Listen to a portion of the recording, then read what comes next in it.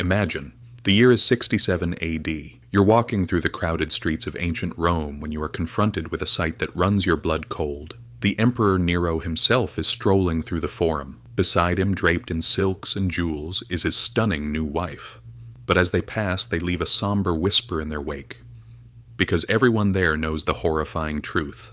The woman on the arm of the world's most powerful man was once a boy named Sporus. And what Nero did to him would be an act of abuse, so dark, so depraved, it would never be forgotten. Before we delve into these harrowing pages of history, a quick note. If you love to uncover the hidden truths of the past, you can join this journey by liking and subscribing. What you are about to hear is not just another tale of Rome's infamous excesses. This is the story of how absolute power can twist love into blind obsession, grief into unspeakable madness, and a human being into a living doll for one man's twisted fantasies. You may not have heard the name Sporus before, but after this story it will be seared into your memory. First, let's begin with the architect of this tragedy, Nero. Interestingly, Nero was not born evil. His early reign showed great promise. When he took the throne at just 16, Romans believed they were witnessing the dawn of a golden age. He lowered taxes, funded public entertainment, and even performed in plays. But absolute power has a habit of corrupting even the purest of souls. And by the year 65, something inside the emperor's mind had irrevocably broken. How does a person reach this point? Perhaps it was the unending paranoia of knowing everyone covets your position. Or maybe it was the terrifying power of being the one man in an empire of 60 million, whose word could never be questioned. Or perhaps it all began with the one woman he claimed to love more than life itself, Poppaea Sabina. Poppaea was everything to Nero. Incredibly beautiful, intelligent, and ambitious, but she was not just another pretty face in the court. She possessed a sharp political mind that made her either a priceless ally or a dangerous enemy. When Nero first saw Poppaea, he was married to another woman, Octavia, in a purely political and loveless marriage. Poppaea was the exact opposite. Where one was quiet, the other was vibrant and captivating. Their affair began as a typical palace scandal, but quickly spiraled into something far more dangerous, an untamable obsession. Nero wasn't just in love with Poppaea. He was utterly intoxicated by her, a situation that stunned his closest advisors. Ancient historians write that Nero became increasingly unstable and possessive. If another man glanced at Poppaea for too long, the emperor would fly into a rage. He surrounded her with guards, not for protection, but to monitor her every move. He showered her with gifts, nearly bankrupting the treasury. But most frightening of all, he began to bend reality itself. First he divorced Octavia. Then, defying all tradition, he announced he would marry Poppaea. Their wedding was a spectacle of unparalleled luxury, but even marriage couldn't quench his desire to possess her. He grew jealous of everyone and isolated her completely. He filled his private chambers with her portraits and statues. This was no longer love. This was twisting love into a terrifying obsession. Poppaea, for her part, was aware of the dangerous game she was playing, but she had one fatal flaw. She was not afraid to stand up to Nero. While everyone else trembled in fear, Poppaea would argue politics with him and criticize his tastes. And on that fateful day in 65 AD, this courage cost her her life. During a common argument, the emperor would meet the obsession that would haunt him forever. In a fit of rage, he struck his pregnant wife with a single fatal blow. Think of that instant when Nero realized what he had done. The commander of 30 legions, a man worshipped like a god, had just destroyed the one thing he valued with his own hands. Ancient sources describe the aftermath as a pathetic display. Nero collapsed over his wife's lifeless body, weeping and begging for forgiveness, calling for the best physicians. But it was too late. Poppaea was dead, along with their unborn child. In that moment, Nero's mind went with her. His grief descended into a horrifying madness that severed his ties with reality. He refused to cremate her body. He had her mummified, declared her a goddess, and for days spoke to her corpse as if she were still alive. Everyone in the court was forced to play along. To suggest otherwise meant exile or death. In the midst of this chaos, a young man named Sporus, oblivious to the nightmare ahead, first caught Nero's eye. Sporus was a boy of 14 or 15, a former slave raised to serve in the palace. He was, in a way, fortunate, but this fortune depended entirely on the emperor's whim. He could be raised to the highest peaks one day and cast into the abyss the next. What made him special in Nero's eyes was not his intelligence or skill, it was his face. Ancient sources say the young man bore a resemblance to the dead Poppaea. His eyes and face were strangely similar.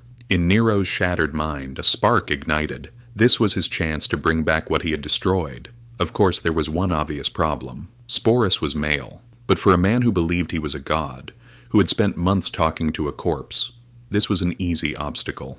What happened next is one of the most horrific, calculated acts of cruelty in human history. Nero wouldn't just dress Sporus in women's clothing. He would make the transformation permanent. He summoned the best surgeons and gave them a single command: operate on this boy to make him appear more feminine. This was not just castration. It was the annihilation of a human being's identity. In that era, such a procedure meant an agonizing death.